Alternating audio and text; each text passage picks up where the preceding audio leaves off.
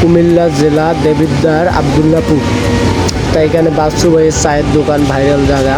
তা আমার পার্সেল থেকে গাঁও মাথা ভিজি নেড়া হয়েছে আমার আর আমার সাথে যে রাইটার ভাই, গাঁও মাথা ভিজি নেড়া হয়েছে। তা উনি বললো ভাই এখানে ভাইরাল চায়ের দোকান আছে, চলেন যাই খাইতে। তা গেলাম, এখন ব্রিজ শেষে আমরা যাবো ভাইরাল চায়ের দোকান। ওর সাথে আল্লাহ বললো, ও বললো আচ্ছা। আমি জিজ্ঞেস করলাম কত করে, ও কয়েক 15 টাকা করে কাপ। দুধ চা 15 টাকা আর রং চা 10 টাকায়। যে ভাইরাল চায়ের দোকান, বাচ্চু ভাইয়ের দোকান, ভাইরাল চায়ের দোকান। মাটির হাঁড়ি, আগের কালের জিনিস তুলে দিচ্ছে।